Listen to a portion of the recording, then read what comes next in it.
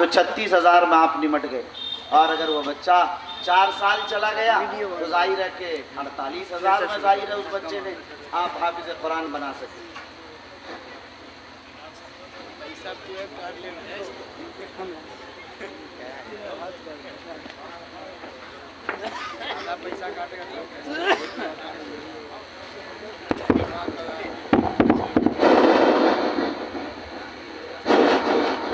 نہیں یہ بھی چالو ہے۔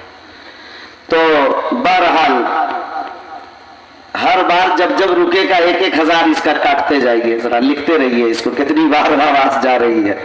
تو میں عرض کر رہا تھا کہ دیکھیے یہاں 12,000 روپے میں آپ نے سال کا دے دیا، 2 سال میں 3 سال میں بچہ حافظ ہو گیا، 36,000 میں ہو گئے، 4 سال میں بن گیا کوئی بچہ، 48,000 لگ گئے۔ کتنا سستا سودا ہے جنت کا۔ اے لوگوں ذرا تصور تو کرو کہ جہاں پوری دنیا کی دولت بھی اگر قدموں میں رکھ دیں خدا کے دربار میں اس دن کوئی سننے والا نہیں ہوگا، آج دنیا میں یہ سستا سودا ہمارے ہاتھ میں، ہم 36,000 48,000 میں اب حافظ قرآن تیار کر سکتے ہیں جو میری شفاعت اور نجات کا سامان کل قیامت میں ہو جائے گا۔ میرے بھائی ہم تو سنتے ہیں ایک کان سے نکال دیتے ہیں، بھول جاتے ہیں۔ اس لیے میں آپ حضرات سے عرض کروں گا کہ لوگوں یہ عہد کر کے اٹھو ہر آدمی یہاں سے کہ مجھے ایک بچے کو حافظ قرآن ضرور بنانا ہے، اور مدرسے کے ایک بچے کی ہمیں کفالت کر کے ایک بچے کو ضرور حافظ قرآن بنانا ہے تاکہ کل قیامت کے دن ہمارے لیے نجات اور شفاعت کا سامان ہو۔ تو میرے بھائیوں بتائیے آپ حضرات تیار ہیں کہ ایک بچے کو حافظ قرآن بنائیں گے انشاءاللہ؟ ہاتھ اٹھا کر ذرا بتائیے۔ یہ پیچھے والے ہاتھ بھی نہیں اٹھا رہے ہیں، اتنے سچے پکے مسلمان ہیں بیچارے۔ بنائیں گے آپ حضرات؟ نہیں ہوا ہے تو مردہ مسلمان کی علامت، میں قبرستان میں ہوں یا کسی زندہ انسانوں کے بیچ ہوں۔ ارے بنائیں گے آپ حضرات انشاءاللہ؟ ماشاءاللہ ماشاءاللہ۔ ایک بچے اللہ کے دربار میں آپ نے اٹھایا ہے، اس عہد کو پختہ کیجئے۔ کل قیامت میں مجھ سے آپ ملیں گے کہ مولانا شمشاد رحمانی آپ نے عجیب نسخہ کیمیا مجھے بتایا تھا، جس نسخہ کیمیا نے مجھے جہنم سے بچا کر جنت میں پہنچایا ہے۔ آپ مجھے کہیں گے کہ کاش یہ کر لیا۔ وہ لوگ جو نہیں کر سکیں گے وہ بھی پوچھیں گے اور کہیں گے کہ کاش میں اس سے محروم رہ گیا۔ اس لیے میرے بھائیوں میں آپ حضرات سے عرض کروں گا کہ آپ حضرات مفتی صاحب سے ملیے اور ہر آدمی اپنی طرف سے ایک مہینے کا تو 1,000 روپے ہوا، کوئی سامان نہیں، خاموشی سے کر گزریے آپ اس کام کو تاکہ کل قیامت کے دن رسوائی کا سامان نہ ہو۔ یاد رکھیے ہماری بہت سی عبادتیں ہو سکتی ہیں، ہم سوچ رہے ہوں گے دل میں میرے پاس بڑی ریاضتیں، بڑے مجاہدے، بڑا تہجد، بڑا ورد و وظیفہ، بڑی تلاوت، بڑا استغفار، بڑا درود شریف، ہمارے پاس بڑی خدمات کا مرکز ہے، لیکن میرے بھائیوں آپ نہیں جانتے کہ یہ خدمات اللہ کی نظر میں کتنا مقبول ہے۔ مجھے نہیں معلوم، آپ کو نہیں معلوم۔ وہ زبیدہ ہارون رشید کی بیوی جس نے نہر زبیدہ کھدوا کر عراق و بغداد سے لے کر مکہ و مدینے کے حجاج کو پانی میسر کر دیا تھا، اندازہ کیجئے اس کی جنت میں کون سی دشواری ہو سکتی تھی۔ لیکن ان کے مرنے کے بعد کسی نے خواب میں دیکھا، زبیدہ سے پوچھا زبیدہ کیا ہوا؟ کہ اللہ نے معاف کر دیا۔ پوچھا تو میں تو معاف کرنا ہی تھا اللہ کو، اتنا بڑا نہر زبیدہ کا کام تم نے کیا۔ انہوں نے کہا کہ نہر تو کام نہیں آیا، مگر اللہ نے کہا کہ زبیدہ تم کھانا کھا رہی تھی اور اللہ کے مؤذن نے صدا دینے والے نے اللہ اکبر کی صدا لگائی تھی۔ جب تمہارے کان میں مؤذن کی آواز پہنچی تو تمہارا سر دوپٹے سے خالی تھا گھر میں، تم نے اپنے سر پر دوپٹہ ڈال لیا تھا۔ اللہ کو یہ ادا اتنی پسند آئی کہ اللہ کے نام کی عظمت کا خیال کیا، اس بنیاد پر اللہ نے مجھے معاف کر دیا۔ تو بھائیو بڑی بڑی عبادتیں رہ جاتی ہیں، کسی چھوٹی سی عبادت سے نجات کا سامان ہو جاتا ہے۔ اس لیے ہمیں اس نجات کے سامان کو ضرور اپنانا ہے انشاءاللہ۔ اپنائیں گے بھائی انشاءاللہ؟ دوسری بات جو مجھے آپ حضرات کے سامنے عرض کرنی ہے، دیکھیے یہ بچے جہاں حافظ قرآن بنتے ہیں اس کو مدرسہ کہتے ہیں۔ یہ مدرسہ اسلامیہ قاسمیہ مولانا قاسم نانوتوی رحمۃ اللہ علیہ کے نام کی طرف منسوب ہے۔ انما انا قاسم اللہ یعطی محمد رسول اللہ صلی اللہ علیہ وسلم کی بھی یہ صفت ہے۔ یاد رکھیں، بہت اچھی طرح ذہن میں رکھیے کہ اگر یہ مدارس اسلامیہ نہ ہوتے اس کا وجود، اس کا تشخص نہ ہوتا تو اس ملک کے مسلمانوں کے ایمان کا، اسلام کا تحفظ نہ ہو پاتا۔ 1857 کے حالات اور پھر 1866 کے قیام دارالعلوم اور پھر اس کے بعد سلسلہ بسلسلہ سارے اداروں کے قیام نے اس ملک کے مسلمانوں کے ایمان کا تحفظ کیا اور اس کا سامان فراہم کیا۔ اس لیے ہمیں اپنے ان مدرسوں کی قدر کرنی چاہیے اور اس مدرسے کی عظمت کا لحاظ کرنا چاہیے۔ اور بھائی مائک جا رہا، آپ لوگ بھی خیال رکھیں، جب جانے لگے دوسرا لے آئیے۔ تو بہرحال آپ لوگ آواز کی کمی بیشی نہیں معلوم ہوتی ہے، تو عرض کر رہا تھا حضرات کے سامنے کہ مدارس اسلامیہ نے اس کے تحفظ کا سامان کیا۔ آپ دیکھیں گے اس ملک کی تاریخ ذرا غور سے سنیں۔ 1866 1757 جہاد پلاسی سے لے لیجئے، 100 سال کی مسلسل شکست خوردگی، 1857 کی جہاد شاملی، 1866 کا دارالعلوم دیوبند کا قیام، اور اس کے بعد لگاتار آپ دیکھیے 1880 میں، 1901 میں، 1921 میں، پھر تقسیم ہند کا معاملہ 1947 میں، اور پھر اس کے بعد دیکھیے کہ اس آزاد ہندوستان میں بھی اگر آپ دیکھیں گے تو فسادات 18,000 فسادات پیش آئے، اور ان 18,000 فسادات میں آپ دیکھ سکتے ہیں کہ کیا ہوا۔ اگر آپ دیکھیں گے تو آپ نے دیکھا کہ جہاں اس ملک کی آزادی کے لیے 56,000 لوگوں نے اپنی قربانیاں پیش کی ہیں، 27,300 علماء ہیں مدارس کے جنہوں نے قربانیاں پیش کی۔ ملک میں 56,000 کی قربانی اور اس میں 27,300 علماء ہیں، نصف سے بھی زیادہ، نصف کے قریب۔ آپ اندازہ کیجئے یہ تعداد کیا بتاتی ہے، یہ تعداد کیا بتا رہی ہے آپ کو۔ 1947 کی رہنمائی اور اس وقت ملک میں یہاں کے تحفظ کا سامان، فسادات کی روک تھام کے لیے میدان عمل میں آنا، وہ ساری تاریخ آپ کے سامنے نگاہوں۔ پھر اس 18,000 فسادات کی روک تھام، چاہے وہ مظفر نگر کا فساد ہو، میرٹھ ملیانہ کا فساد ہو، یا بھاگلپور کا فساد ہو، یا چھوٹے بڑے جتنے روز فسادات ہو رہے ہیں، اگر آپ نظر اٹھائیں گے تو آپ کو لگے گا کہ وہاں مسلمانوں کے علماء نے، ان کے قائدین نے، ان کے دانشوران نے ملک و ملت کے، مسلمانوں کے جان و مال، عزت و آبرو کی حفاظت کے لیے میدان عمل میں آئے۔ آپ جانتے ہیں کہ آپ کو وہاں نہیں ملے گا، آپ کو وہاں نہیں ملے گا، وہاں ایم ایل اے صاحب کہاں غائب نظر آئیں گے، ایم پی صاحب کہاں غائب نظر آئیں گے، آپ کو نہیں ملے گا کہ منتری صاحب کہاں چھپے پڑے ہیں، اس وقت کوئی نظر نہیں آتا۔ ساری فسادات کی تاریخیں بتاتی ہے، انہی علماء نے ان قربانیوں میں، ان فسادات میں وہی آگے بڑھ کر ملک و ملت کی حفاظت کا سامان کیا ہے۔ اس لیے میرے بھائیوں، آپ مدارس کو مضبوط کیجئے، اس کی تعلیم کو مضبوط کیجئے۔ تیسری بات جو مجھے کہنی ہے، مدارس میں یا مستقل جو تعلیم کا معاملہ آپ دیکھیے، مدارس نے روشنی بخشی ہے اس ملک کو۔ تعلیم، آج آپ نے دیکھا کہ گورنمنٹ نے یہاں کے مدارس کو بند کرنے اور ان کے تنخواہوں کو روکنے کا جو نظام بنایا، کتنا بڑا نقصان ان مدارس کا ہے۔ جو علم کا چراغ جل رہا تھا اسے بھی بند کرنے کی کوششیں کی جا رہی۔ ظاہر ہے کہ آپ حضرات کو غور سے اس میں دیکھیے کہ کیا چیزیں، میں تو حکومت سے کہتا ہوں کہ حکومت والوں کو کان کھول کر یہ سننا چاہیے کہ یہ مدارس اسلامیہ ملک کے لیے، صوبے کے لیے محسن ادارے ہیں، یہ احسان کرنے والے ہیں۔ جہاں جہاں علم کا چراغ آپ روشن نہیں کر پاتے ہیں، یہ معمولی تنخواہوں میں یہ علماء اور یہ ائمہ مکاتب قائم کر کے، مدرسے قائم کر کے کیسے کیسے لوگوں کو تعلیم دے رہے ہیں، ان کی جہالت کو دور کر رہے ہیں، آپ نہیں جانتے۔ لوگوں، آپ یہ سمجھتے ہوں گے آپ پٹنے سے قریب ہیں، مظفر پور میں ہیں، آپ کے یہاں مدارس، مساجد، مکاتب، مراکز قائم ہیں، آپ کے یہاں اسکول، کالج، یونیورسٹیاں ہیں، آپ پٹنے اور مظفر پور سے استفادہ کر لیتے ہیں، سمجھتے ہیں بڑی اچھی صورت۔ آپ کو حیرت ہوگی کہ ملک کی اور اس صوبے کے ہر ضلع اور گاؤں کی یہ صورتحال نہیں۔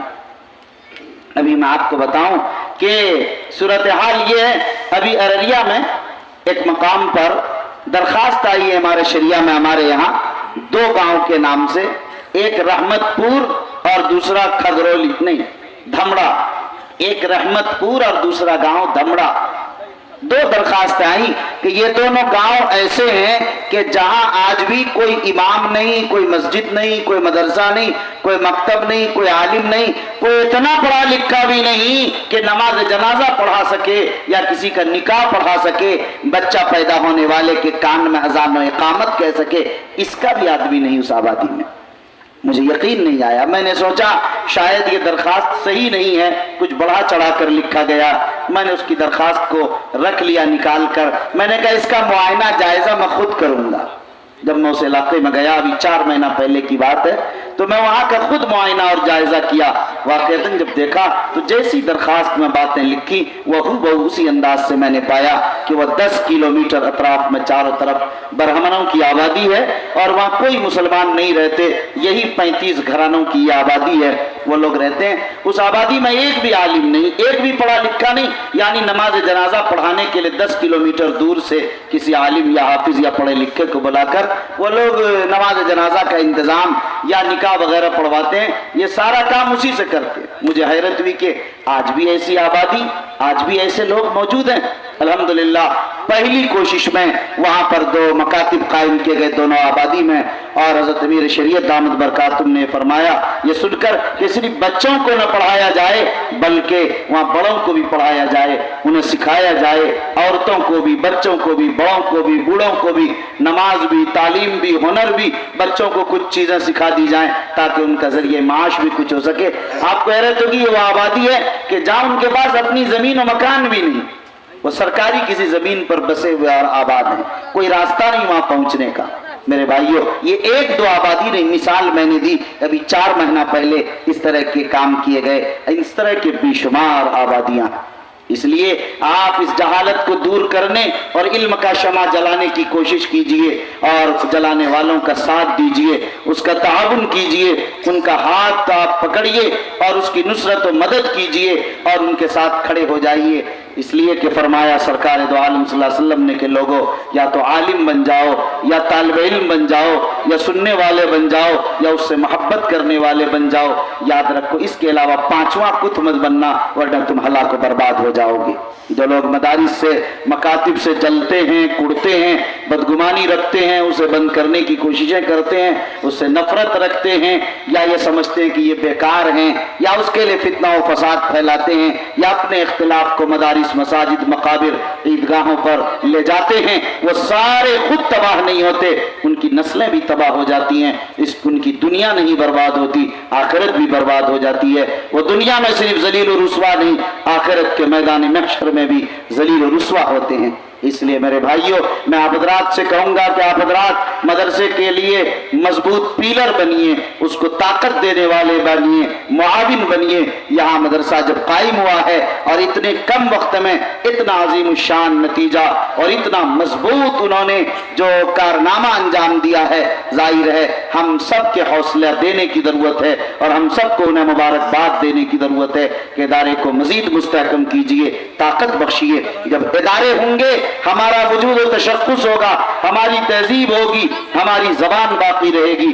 जब इदारे नहीं होंगे इस मुल्क में हमारा वजूद भी नहीं रहेगा, तशख्खुस भी बाकी नहीं रहेगा, हमारी तहजीब बाकी नहीं रहेगी, हमारा दीन और ईमान बाकी नहीं रहेगा। मेरे भाइयों, आज जिस तेजी के साथ इर्तिदाद की लहरें उठ रही हैं वो तालीम की कमी और तरबियत के फुकदान की वजह से। क्यों?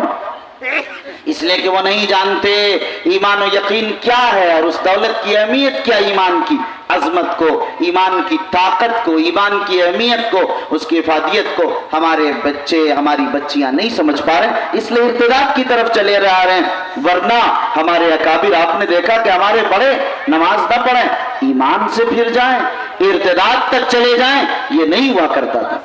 ये क्यों हो रहा है? समझ लीजिए इस बात को। मेरे भाइयों, हमने अपने बेटों से ये नहीं कहा, अपने बच्चों से, ए मेरे दुलारे बेटे, ए मेरे दुलारे बेटे, बिलाल हबशी की तुम औलाद हो। वो बिलाल जो तपते हुए रेत पर अहद अहद का नारा तो बुलंद करते थे और अपने पसीने नहीं लहू से उस रेत को ठंडा कर दिया करते थे, मगर ईमान का सौदा नहीं किया। तुम उन्हीं की औलाद हो, इसलिए तुम अपनी इज्जत, आबरू, जानो माल सब कुछ भी गंवा दो, मगर अपने ईमान को मत गंवाना। या आपने अपनी औलाद की तरबियत नहीं की, آپ ہماری ماؤں سے میں کہوں گا انہیں اپنی بیٹیوں سے کہنا چاہیے، اے میری دلاری بیٹی، اے میری پیاری بیٹی، یاد رکھو تم سمیہ کی اولاد ہو، جس سمیہ نے اپنے جسم کے 2 ٹکڑے تو قبول کر لیے اور اپنی جان تو دے دی۔ ابو جہل نے کہا تھا کہ سمیہ ایک بار پھر جاؤ کلمے سے ورنہ تمہیں 2 ٹکڑے کر دیں گے، لیکن آپ نے سنا کہ سمیہ نے کیا جواب دیا تھا؟ کہا ابو جہل تم ایک جان کے لیے، اللہ نے اگر مجھے 100 اور 1000 جانیں دے اور میرے جسم کے جتنے بال ہیں ان تمام بالوں کے برابر مجھے جان عطا کریں اور ہر جان اللہ کی راہ میں مجھے قربان کرنا پڑے، سمیہ اس کے لیے تیار ہے، مگر دولت ایمان سے سمیہ نہیں پھر سکتی۔ ہمیں بتانا ہوگا اپنی بیٹیوں کو کہ میری بیٹیاں تم اسی سمیہ کی اولاد ہو، تم کیسے ایمان دے سکتے ہو؟ یہ بتایا نہیں ہم نے۔